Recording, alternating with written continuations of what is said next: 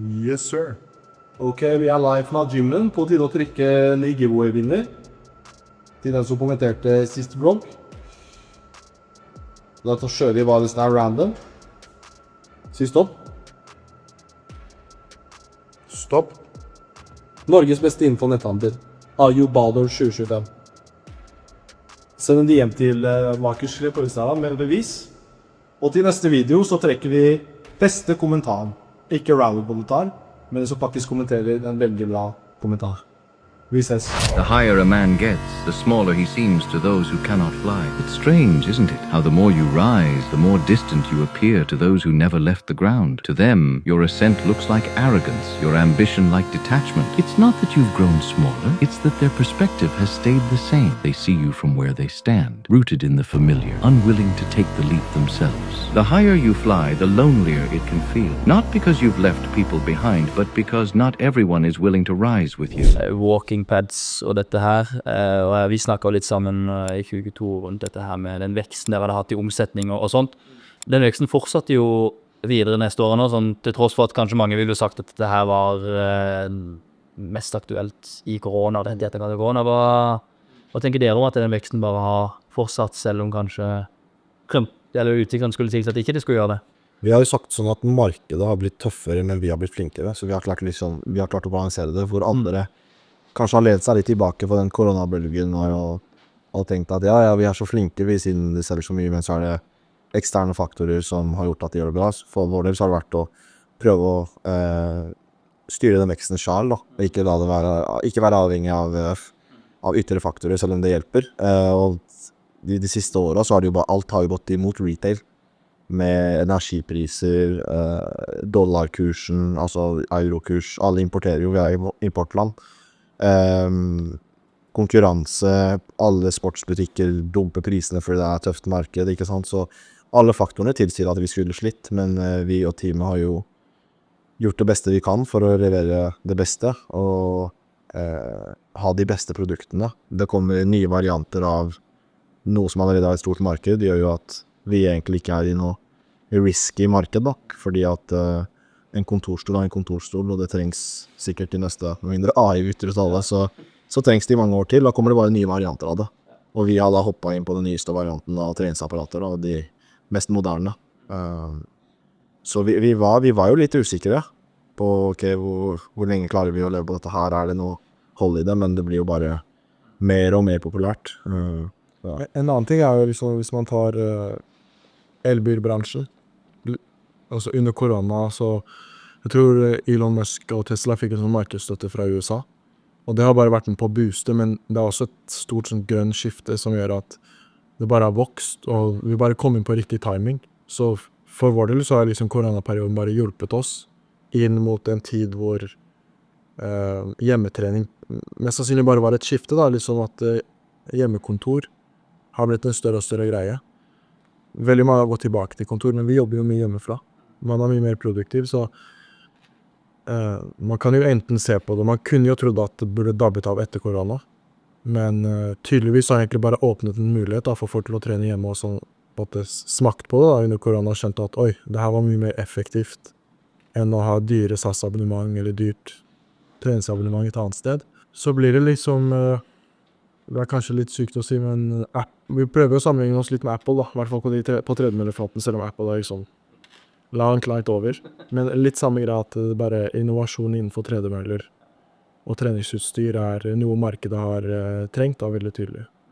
En kul ting er jo at når du driver, liksom, vi har gjort alt fra regnskap, markedsføring, support, returer, utsendelse av varer, så vi har liksom forstår hele businessmodellen som vi driver med.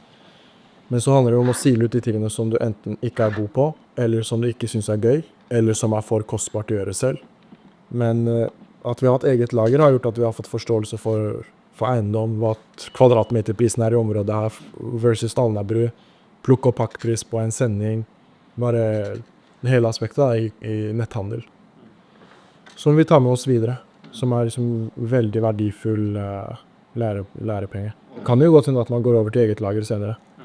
Det kan hende, liksom. Jeg vil tro at Get Inspired, da, som driver med klær, de er det på sånn 600-700 millioner i året.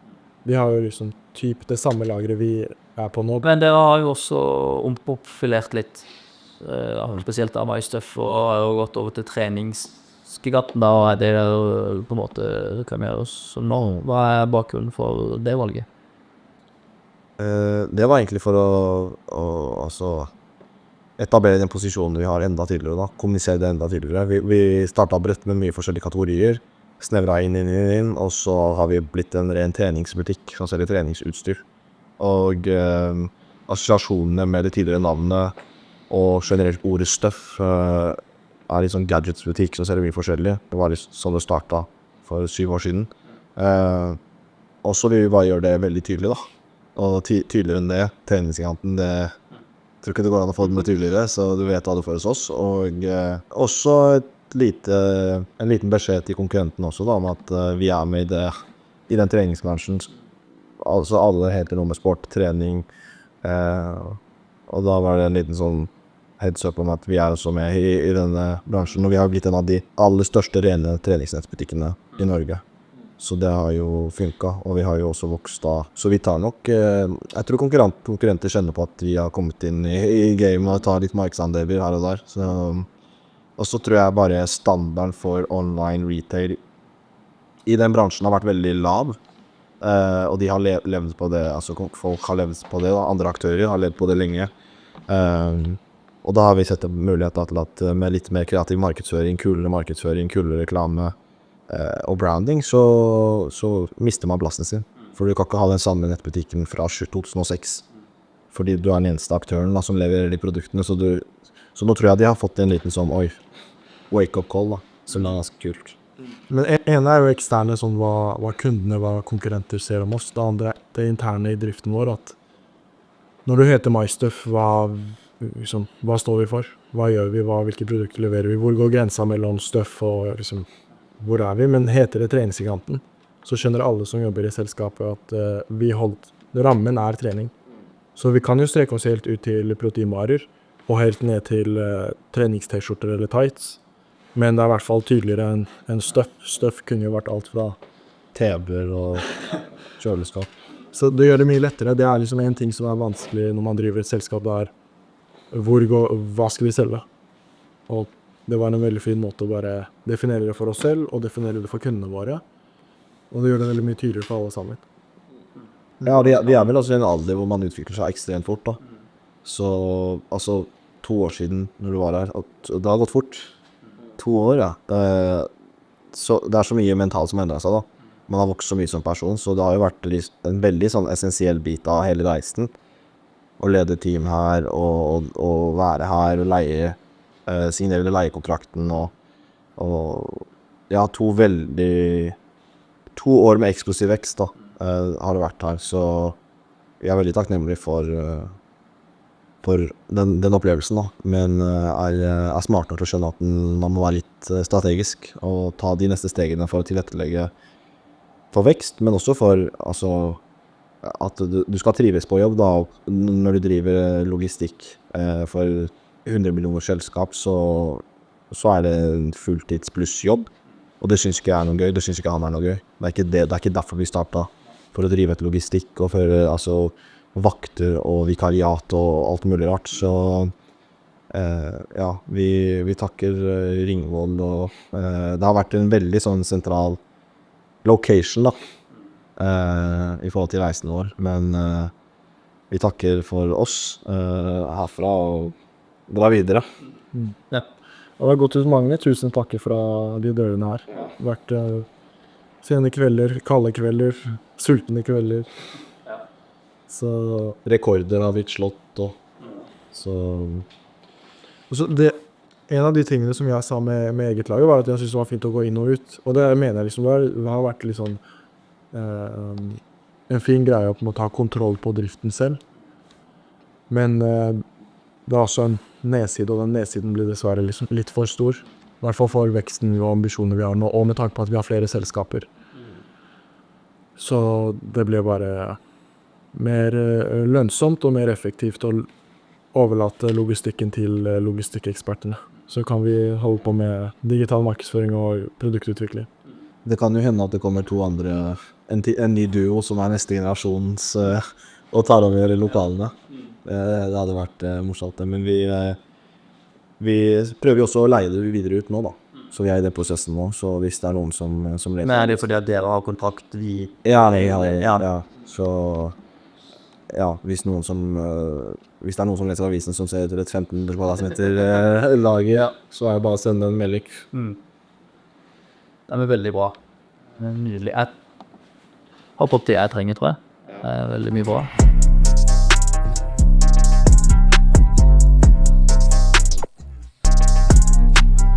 En av de viktigste tingene jeg har lært i livet, og i business, det er å spørre om det man ønsker.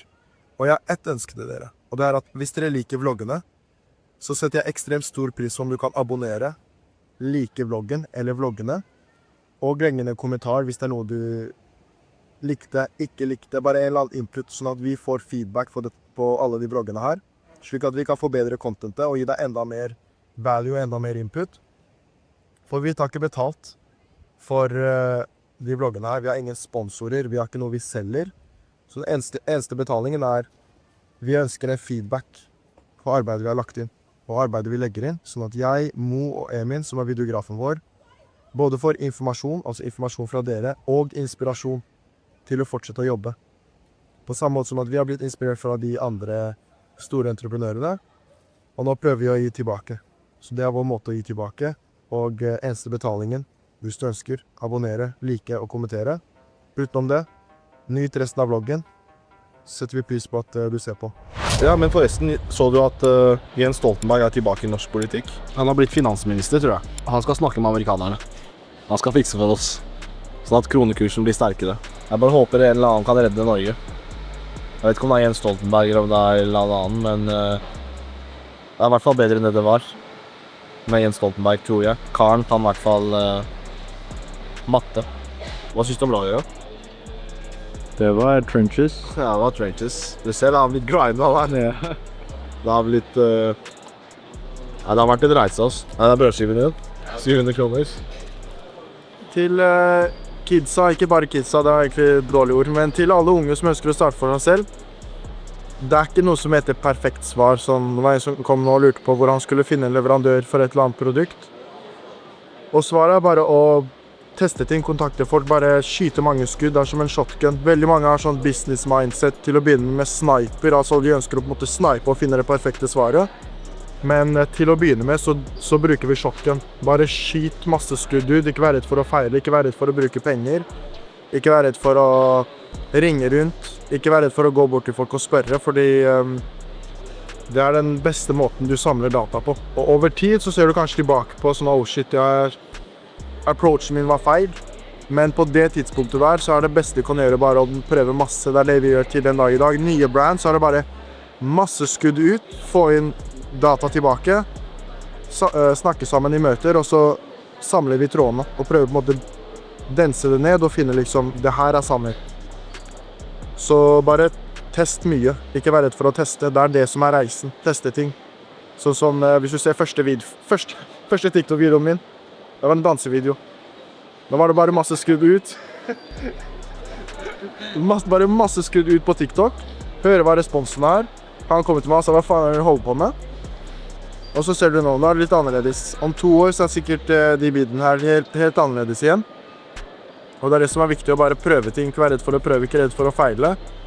Det er sånn man blir bedre. Så Les Brown har en greie, jeg tar det bare på norsk, da han sier, vi har vinnere, vi har tapere, og så har vi vinnere som ikke helt vet hvor vi skal enda. Og så sa han, jeg føler at jeg er der, og der jeg har følt jeg har vært hele veien. Den vinneren som ikke har visst hva jeg gjør. Men jeg har alltid visst inni meg at jeg kan få til mer. Jeg har alltid visst at hvis jeg bare prøver å stå på, tør å ringe folk, og bare tør å banke på dører, og bare møter opp, så kan jeg forhåpentligvis en dag bli den vinneren. For jeg har aldri liksom følt meg som en taper, men jeg har aldri følt meg som en vinner, men jeg har alltid skjønt at jeg har den driven. Jeg har alltid vært den som har gått bort til folk, fordi at jeg har en sånn burning desire i kroppen min. Og han kidden her, eller ikke kidden, den personen her, han er en vinner som ikke helt vet hvor han skal enda. Men han er fortsatt en vinner. Du ser det på energien hans, du ser det på en måte måten han ønsker å tilegne seg informasjon på. Han kom hit, kom tilbake og sa jeg var litt nervøs, jeg glemte hva jeg skulle si. Det der for meg en vinner, ass. Det ikke så viktig om folk nervøse. Jeg har driti meg ut på så mange presentasjoner. Men jeg har fortsatt alltid følt meg som en vinner. Jeg har bare ikke helt visst hva vi skal gjøre. Man har vært litt sånn smålost. Men det derfor vi sier hire for attitude, train for skill. Veldig mange i teamet vårt gjennom hele reisen har kommet inn med bra attitude, trent dem opp for skills, eller med skills, og så har de gått videre og så tatt med attituden videre. Og man ser at attitude kanskje det aller viktigste for å lykkes. Du den vinneren, men du litt usikker på hva som skal få deg til å vinne. Men det mentaliteten og attituden som får deg til å vinne. Og det veldig viktig.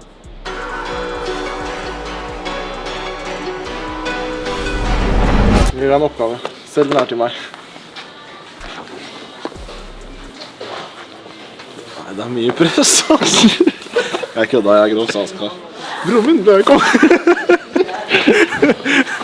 Du må faen meg føle seg som familie først og fremst, jeg mener. Du må bonde med han. Og så må du si til han der, for det en salskar som broren min. Broren min, la oss bonde. Du må selge produktet, du må bli kjent med mennesker, det jeg mener. Ja, men jeg føler jeg bestod den testen ganske bra. Jeg føler han var klar til å kjøpe, liksom. Se, han har kjøpsklart. Han har litt inn i. Tenk deg, du skal selge et abonnement, du sier, nei, broren min. La oss bonde. Sånn, kjenn avataren, da. Jeg ser jo at han ikke fra de fineste strøkene i Oslo. Så det å bonde med han, på det tilpasset språket mitt han, det sikkert noe fagord for det der, men det en bra ting. Hvis jeg hadde gått til han som en robot og halla, så jeg føler moodet ble bra, energien ble bra, han har klart å kjøpe. Så da har vi gjort vår jobb. Er du kjøpsmodus? Ja, nesten. Har du fått sånn service? Har du fått sånn service? Jeg tror ikke det. Hva mye å ta på da? Sånn? Nå føler jeg på presset, så tror jeg han bare må ta en sånn. Da min offentlige søknad til Klaas Olsson for å ansette. Da tar vi det. Ok, så vi bare kjørte tilfeldigvis forbi der vi hadde første ordentlige kontoret. Helt øverst der, oppe til høyre. Persiennene funket ikke, så fra klokken 8 på morgenen til 11, så måtte jeg sitte 2 meter inn. Flyttet pulten inn, ikke sant? Jeg flyttet pulten inn, og så flyttet jeg meg tilbake inn til veggen igjen, fordi jeg fikk sola i øynene. Og så satte vi opp et skilt en gang der. På de der, ser du verandaene der? Det gelenderet der, vi satte opp et sånt svært skilt, og så kom de og sa det der ikke lov. Nå må dere ta ned med en gang. Hva slags skilt? Hæ? Hva slags skilt? Liksom MyStuff-skilt. Der. Ja. Uten å søke om tillatelse. Nei, dere holder på med, ja? Det en felles ting jeg ser mellom de som lykkes og ikke lykkes. De bare bryter seg gjennom alt. Det sånn, man ber ikke om, hva er det man sier? Tillatelse? Man ber ikke om tillatelse, man ber om tilgivelse. Det vi har gjort hele veien sånn. Vi vil ha skilt der, det verste man kan gjøre er å gå og spørre om skilt, fordi man vet at svaret nei. Så da setter du opp til du får beskjed om at du må ta det ned. Vi har også en greie, overalt hvor vi går så lager vi litt grann kaos, og som jeg møtte han på DG16 i dag, så sa vi sånn, jeg ser at dere lager kaos i Kypros også, så sa jeg, ja, tilbake i Norge og lager litt kaos her også. Det veien å gå. Men ikke ta det for langt. Og her nede leverte vi alltid pakker. Og lagde kaos der også. Kom alltid i siste liten. Ja, 16.01. Vi stekte 16. Og da var det ikke en pakke. Det var som regel sånn 500 pakker. Og så bare de skanner vi i tillegg, for jeg ville ikke at de skulle bli borte. Men, Det her var trenches. ja, wow. Det her var trenches. Og Mo sier at han sliter med kramper i leggene. Det fordi at han gikk opp her. Bare vent sånn også da. Bare følg med hele veien her. Jeg gikk hele veien opp den bakken her. Så setter vi på goggles her. Det sånn goggles. Jeg tok 2 busser. Og en grønn buss, og jeg gadd ikke å kjøpe billett for grønn buss. Så når det var billettkontroll, så var det alltid måtte hoppe av. Og vente på neste. Se, der grønn buss. Så gikk jeg opp her hele veien fortsatt. Fy faen, det var langt, ass. Og så ned her. sånn busstasjon bak trærne her et eller annet sted. Men det var dritt, ass. Det hele. Men det er en del av journeyen. Han gjorde det unødvendig overkomplisert, da. Kunne bare jobbe litt hjemmefra. Ja, men jeg mener å huske at vi også ønsket å ha kontor. Det er litt annerledes å jobbe på kontor enn hjemme. Man blir jo gal til slutt. Jeg kan også huske at vi har liksom... Man har nesten bedt om å gjøre det vanskelig. Ikke basert på hva man har sagt, men basert på actions. Men da blir også storyen litt heftig.